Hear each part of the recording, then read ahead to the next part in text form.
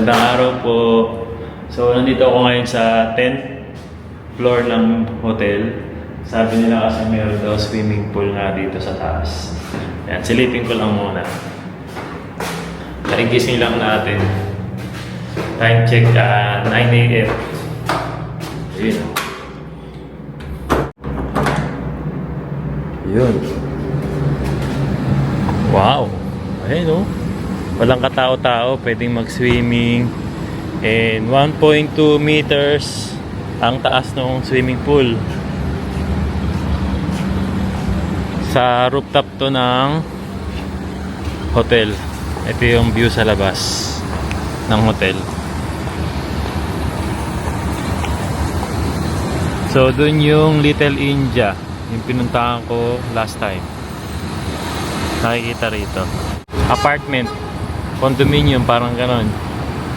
Parang mansion sa Japan. Ayan, pwede magtambay dito, oh. Medyo mainit nga lang. Tapos pwede mag-swimming. Try kaya natin mamaya mag-swimming dito. Tapos meron din siyang toilet. Oh, meron pa ritong salbabida. May toilet dito, shower area, toilet bowl, malinis, kumpleto, may tissue. Tapos yan, another shower area, toilet, pwede maligo. Tapos may hagdan dito, pababa. Makayang mag-elevator. Yan, try natin mag-swimming mamaya. Bago natin i-try itong swimming pool, kakain muna kami ni Mama kasi umorder ako ng Grab food. Umorder kasi ako ng Jollibee. Nakakatuwa na may Jollibee dito sa Singapore. And baka hindi kami lumabas. Medyo masama pa rin kasi pakiramdam ni Mama. Masakit pa rin ang paa. Tapos hindi nakatulog. Kaya hindi kami makalabas ngayong umaga. Sabi niya magpapahinga daw muna siya. Tapos siguro mamaya ako na lang yung lalabas. Gusto ko lang maglibot-libot dito sa may Little India. Siyempre dahil nga Little India, malamang sa malamang mayroong mga pagkain may mga pagkain dyan ng Indian food. Gusto ko sana itry yung mga napapanood lang natin sa mga video, yung mga street foods, Indian street foods. Hindi makakasama si Mama kasi masama pakiramdam niya. Pagpapahingayin ko muna. Mamayang gabi makalabas kami kasi mamaya naman bibili kami ng mga souvenirs, pasalubong. Kasi bukas po balik na namin ng Pilipinas. Uwi na po kami bukas. Ayan. Balik muna ako sa kwarto kasi papunta muna ako sa lobby kasi doon ko i-meet yung Grab na in-order natin. Ayan, dito na ako sa lobby. Dito na ako mag-aantay ng Grab. Check ko lang din muna to kasi alam ko meron silang dito restaurant. Pwede mag-almusal, tanghalian, and dinner. Yan, ito yung restaurant nila. Ayan guys, andyan na yung order natin. Hello! Yes. Thank you.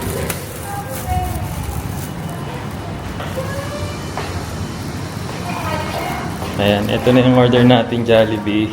Dumating na. Morning.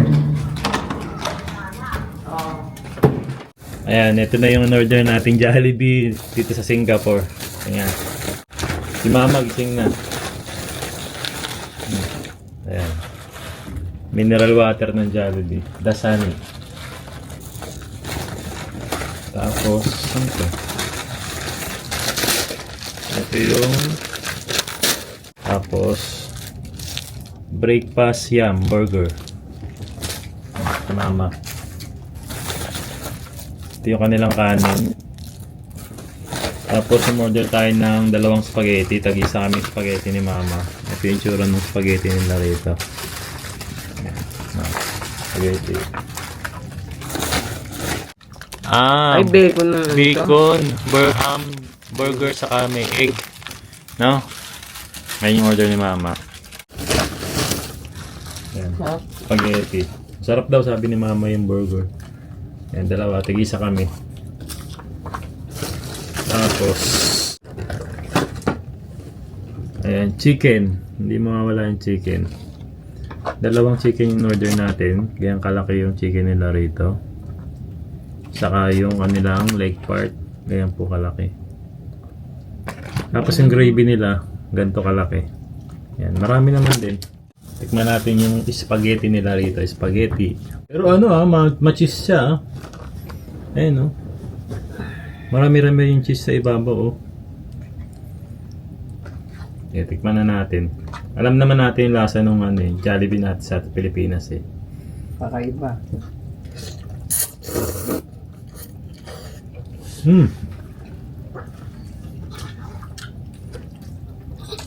Masarap din naman siya.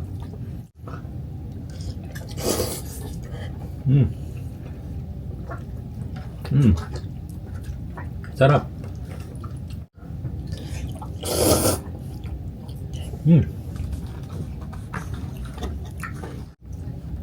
Chicken nila.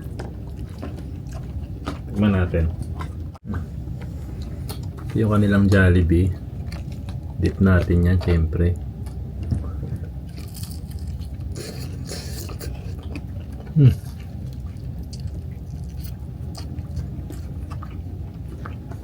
Parehas naman.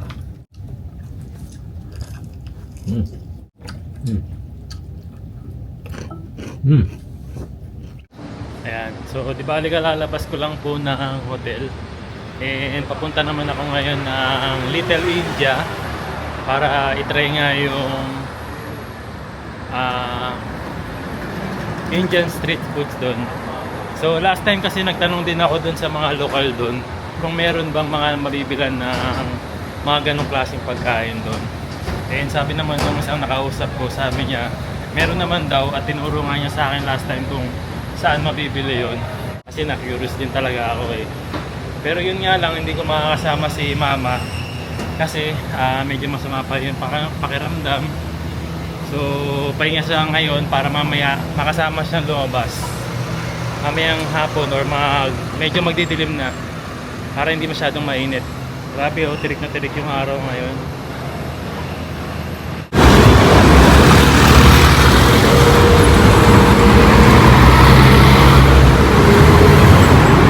Dito na ako sa Little India. Ayan yung mga store nila. So, pansin nyo marami nagbebenta ng gold. Hindi ko alam kung 18K gold to or fashion gold nila. Kasi di ba kadalasan nakikita natin nakasuot sila ng mga ganyan.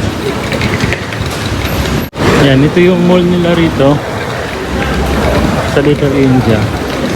Pero sabi sa akin kasi nung nakausap kong lokal dito, banda raw dun yung mga bilihan ng mga street foods.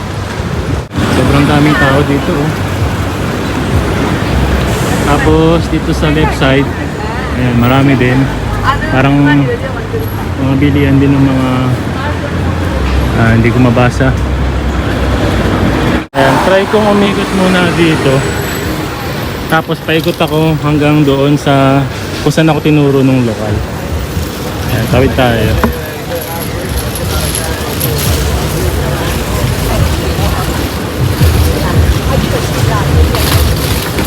Ano daw ba amoy nila rito? So hindi naman talaga mabaho ang amoy nila Parang kakaiba lang pero hindi naman mabaho. Kasi yung iba sinasabi mabaho daw. So ang mga naamoy ko nga ngayon is yung mga tinitinda nilang mga bulaklak So amoy bulaklak. Ayan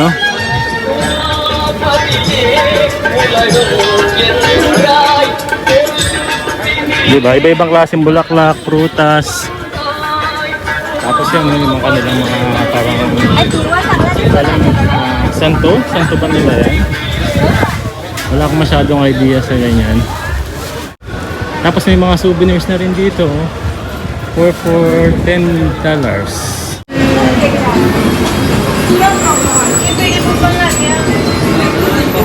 Parang mga kapanin nila. Ayun, kanina nagtitingin ako doon sa mga restaurant. Tapos may biglang lumapit sa akin isang local dito. So ano daw ba yung hinahanap ko? Sabi ko gano'n, naghanap nga ako ng street foods, Indian street foods. So yun, tinuro niya sa akin kung saan talaga merong mga nagtitinda.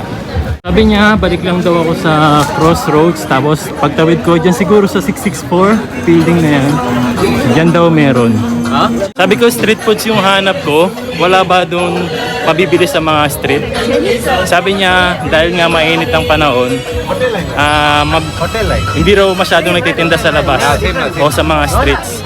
Mas makakabili ako, mas komportableng kainin daw kapag doon sa loob ng mall. Mga street foods naman daw yung mga binibenta doon.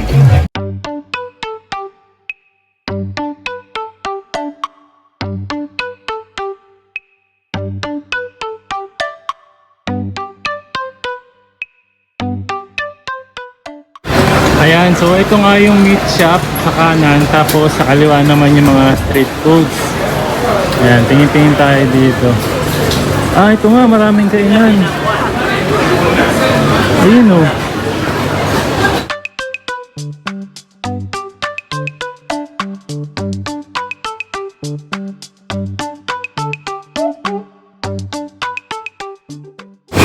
What is your best seller here?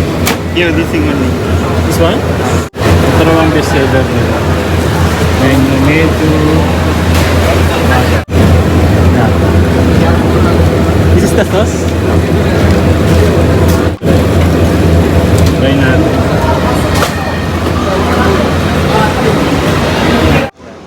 Para siyang donut kasi may butas siya sa gilid. Ang init pa, mainit pa. Pero hindi ko alam exactly kung anong laman nito. Tikman na lang natin.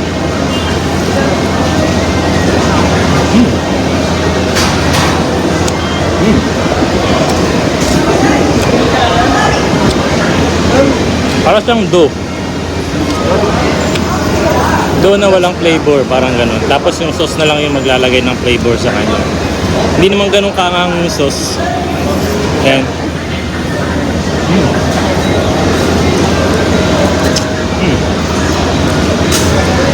Parang nga siyang donut na walang sauce talaga. Ayan sauce niya.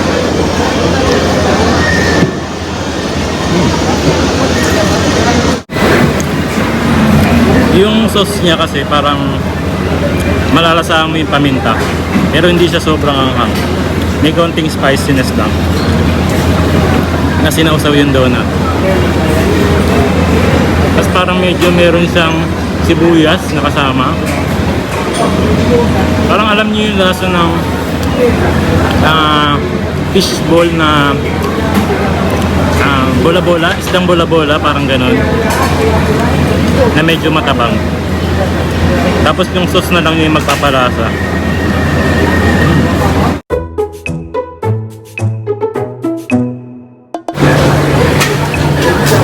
Mahilig din sila sa mga ganitong pagkain.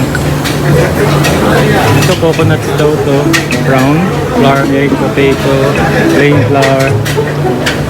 Mahilig sila sa maarinang pagkain. Ang dami. Hindi na sila kumain. Ayan, meron din silang tinda dito ng mga steamed rice or chicken rice. Ayan, try na lang natin tong drinks kasi wala na akong makita eh. Puro mabibigat na sa tiyan yung mga pagkain na dito. Marami yan.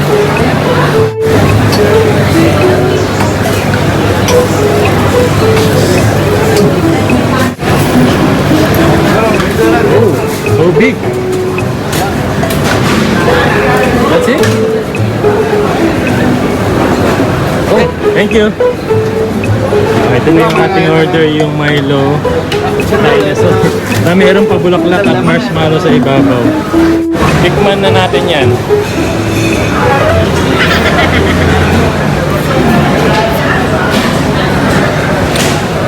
So usual na lasang dinosaur, parang shake. So kaya namang inumin. Refreshing siya, refreshing. Ayan, nag-search ako ngayon kung saan pwedeng makabili ng panipuri. Ayan, meron ako nakita, restaurant siya na malapit lang dito, 100. Turn left toward Upper Dixon Road. 170 meters away dito. Turn right toward Upper Dixon Road. 3 minutes lang lakad. Di bali restaurant na siya pero makakabili ng panipuri. Available sa kanila yung panipuri.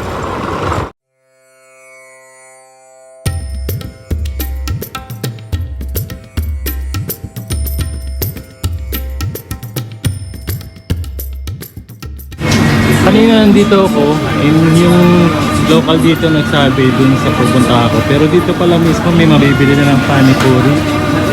Ayan. How much? $5 for 6 pieces. 6 pieces, yeah. Ayan yung panipuri. $5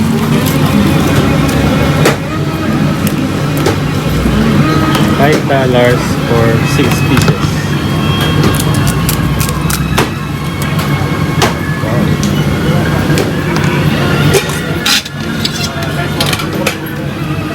Authentic panipuri. Exciting. Alright. Try.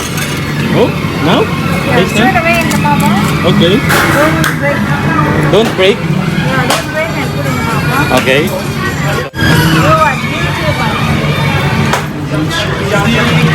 So big. Yeah.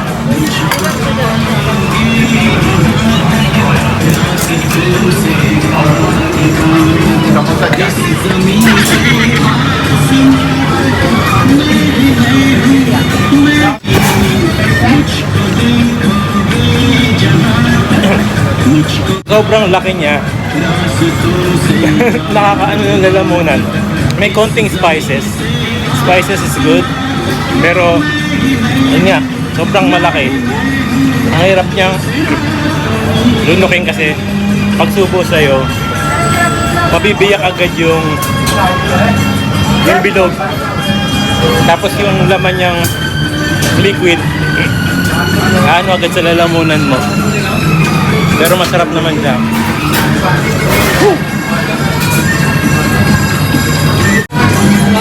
Try pa akong isa tapos yung iba, take out ko na. Nakakabusog. So yun, nag-break na agad siya kasi nabasa na.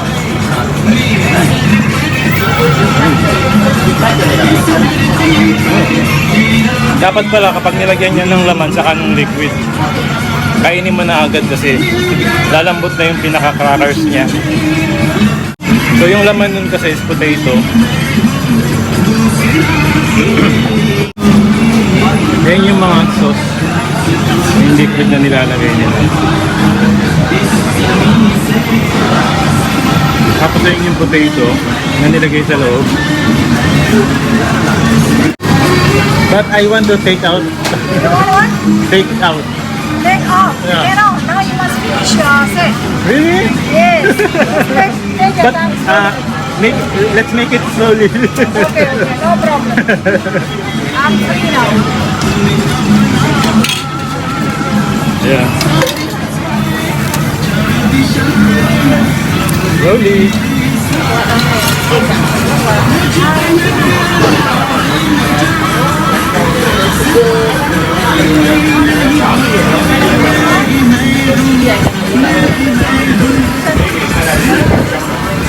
Ang lakas mga busog kasi kumain ako kanina nung ano, di ba, nung parang donut.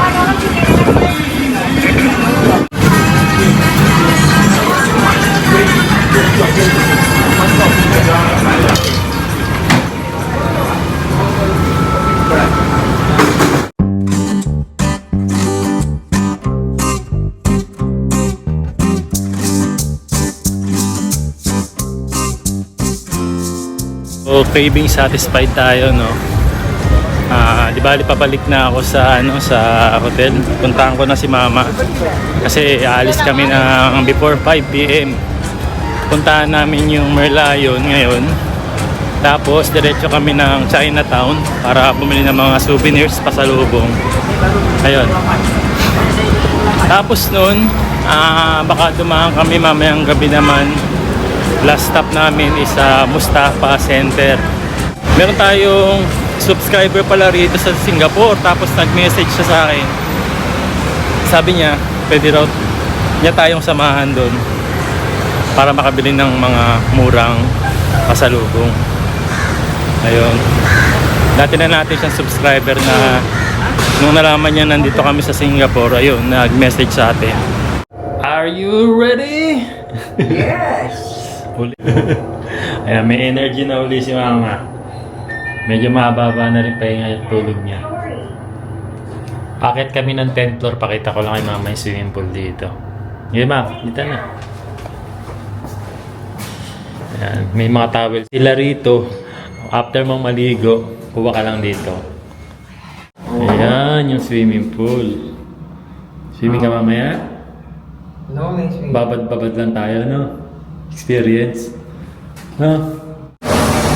Ayan, malalabas lang namin ni mama ng hotel. And yung first stop na pupuntahan namin ay yung Merlayo. Yun. Ayan. So, di bali magbabas kami papunta ron. Mga 30 minutes ang biyahe.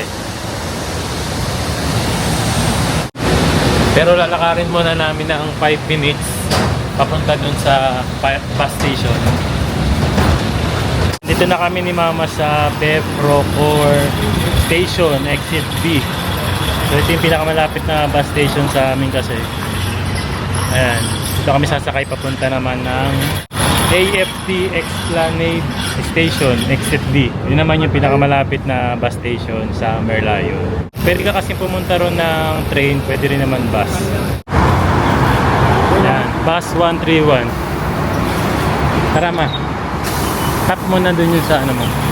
Tatap mo.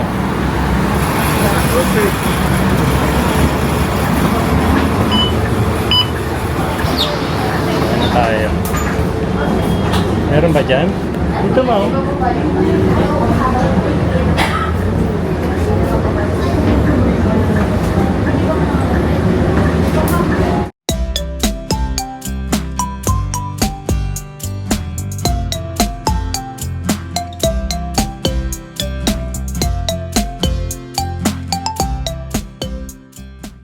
Ayan, dito na kami sa Esplanade Station. And pagbaba pa lang ng bus station, ayan, makikita na agad tong stadium, ma. Ayan, oh. Yung sikat na stadium na parang microphone daw, sabi nung aming tourist guide kahapon. Tapos lalakad lang tayong konti ron papuntang Merlayon. Ayan, nakapagpa-picture na kami ni mama dito sa may stadium. Lakad naman kami siguro mga 6 minutes papunta dun sa mismong Merlayon. Yun, isa sa mga sikat na tourist spot dito sa Singapore.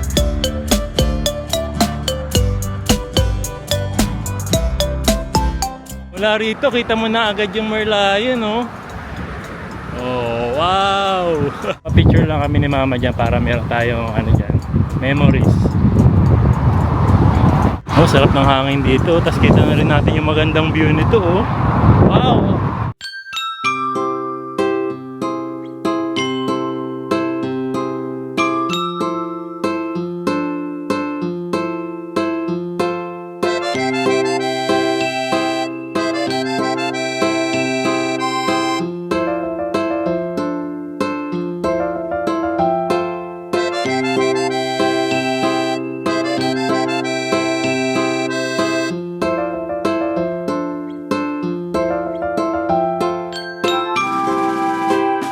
So, namita natin si Henry, yung ating kapwa Pinoy dito na subscriber natin. So, yun, nalaman niya na nandito tayo sa Singapore, kaya nakipagkita tayo sa kanya. And dito siya nag-work mismo, no? Sa Esplanade, ayun, si Henry. Salamat, Enjoy. Hoy, salamat dito sa ano, Ingat,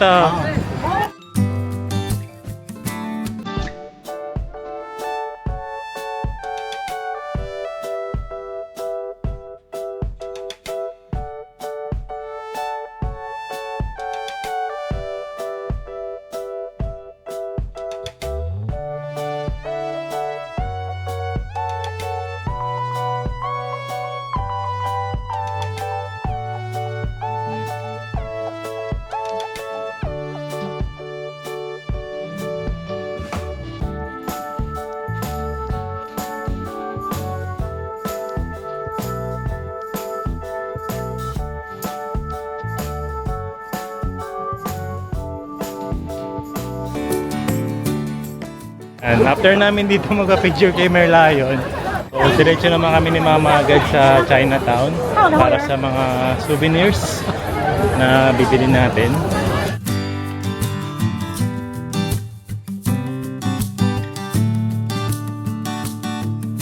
Ito na kami ni Mama sa MRT Raffles PlayStation. So ito naman yung sasakyan naming MRT papunta sa Chinatown. Andito naman sa Raffles Place, para naman siyang mga Makati kasi ang daming building eh.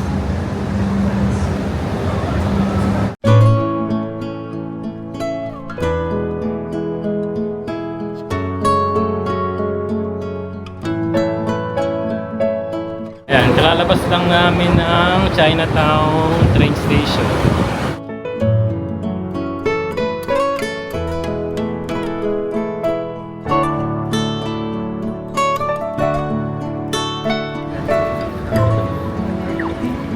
Pulis ka.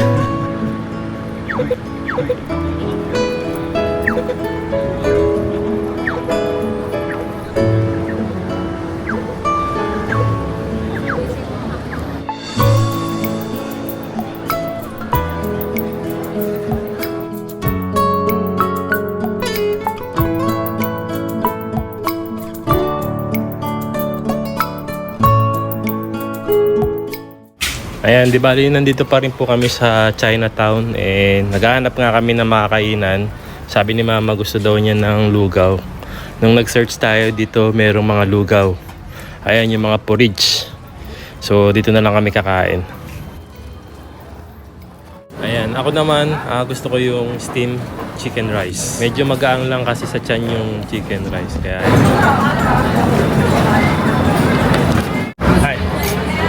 ayan yung order ni Mama. Thank you. Fish porridge with bone. Ayan. Kasi may sakit si Mama, lugaw-lugaw daw muna siya.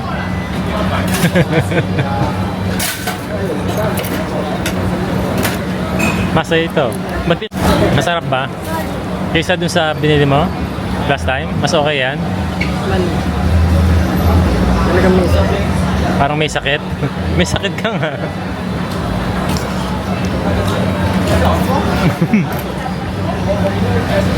Walang lasa. Kain tayo. Steam rice. Steamed chicken. Steamed chicken rice. Pinula na nakahiwalay ang sabaw.